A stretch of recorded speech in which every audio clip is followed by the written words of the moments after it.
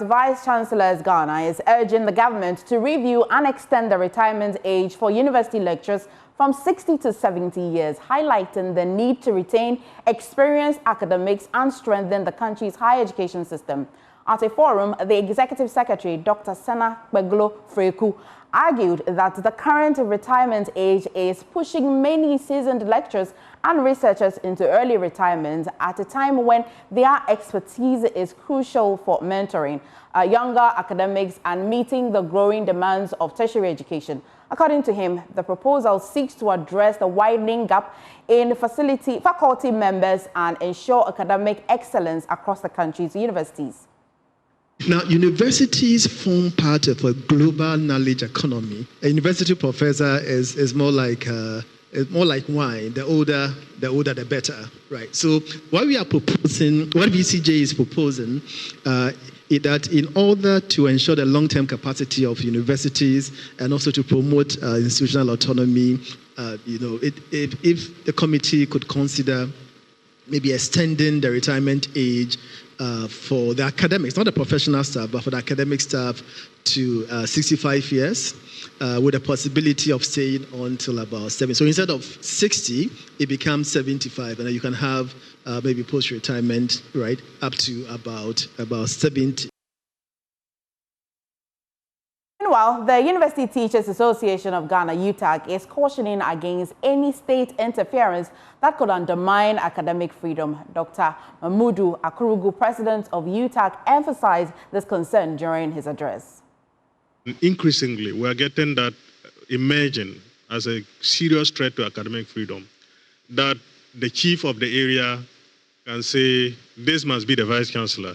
Whatever it is, this must be the principal. And I think that is even a bigger threat than the government, because for the government, we can always have our ways of pressuring government to bow to our, especially the labor unions. But we can't demonstrate against the chief. The overlord of the area, you can't do anything. And so it's even a bigger challenge for us. So how do we move to also ensure that whatever that we want to put in this constitution takes also into consideration the growing influence of these traditional authorities?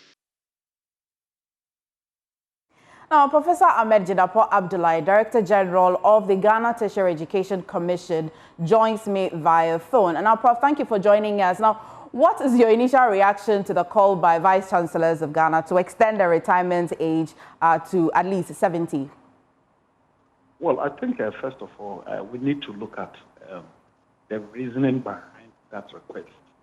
And when I say we need to look at the reasoning behind that request, the Vice Chancellors are not calling for extension of retirement to 65. Neither are they calling for extension of retirement to 80. They are calling for extension of retirement to 70. What informed the number 70?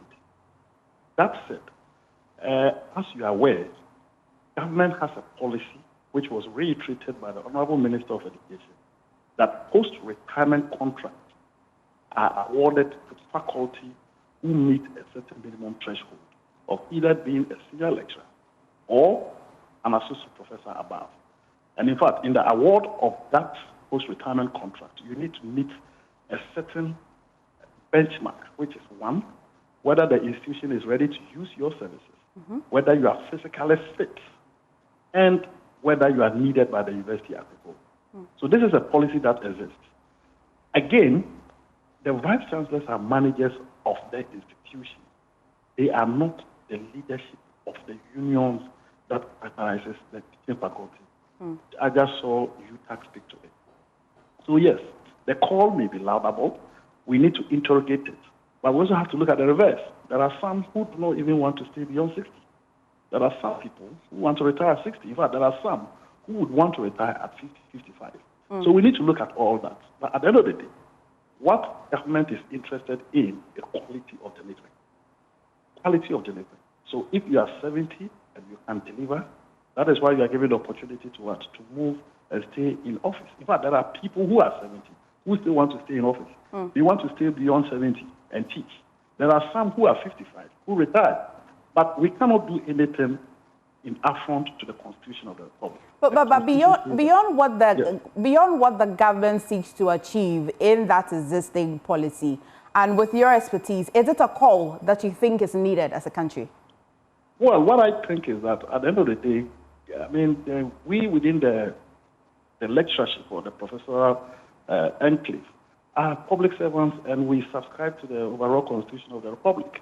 That is why we are given a special dispensation. And I don't think the special dispensation which is given to us is something that is broken that needs to be fixed. Okay. I think the policy as it is now is one that is working, is one that weeds out. In fact, there are people who are professors who apply for post-retirement contract and they are denied because of a number of reasons. So I don't think it should be a wholesale application. But can it be bespoke?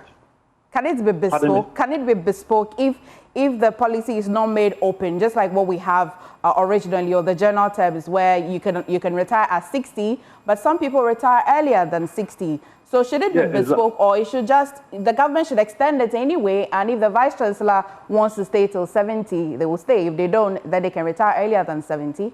Well, as I said, the Constitution as it stands now, informed by the law, says that every public servant retires at the age of 60. There's no ambiguity about it. Okay. However, government, mindful of the uniqueness of this group of people, informed by the richness of how long they stay in office, have come up with a policy that, look, if you are 60, if you are a senior lecturer, you can retire at the age of 65. In fact, it's not retirement, it's post-retirement contract. Everybody retires at 60, and that needs to be established. You are given a contract, and that contract needs to go through a certain process. Right. There are individuals who do not get the opportunity. In fact, lecturers are not allowed to go beyond the age of 60. There's a reason why, and it doesn't mean that you cannot teach. There's another avenue. That avenue is you can teach as a part-timer, you can teach as a voluntary, or you can teach as a consultant. So it doesn't mean that you necessarily have to be on payroll for you to be able to teach. Right. I mean, before I let you go, finally, imagine the government hears this call and nurses the idea to shift it to 70 beyond the 65, or the nuances that will come with it. We're already facing issues with youth unemployment. How can we balance the need to retain experienced academics, as they have said, while creating space for younger scholars as well to enter the profession? Exactly. So you've answered the request of the Vice Chancellor. So as I indicated, we need to look at it from the other end. You have to look at the pros and the cons.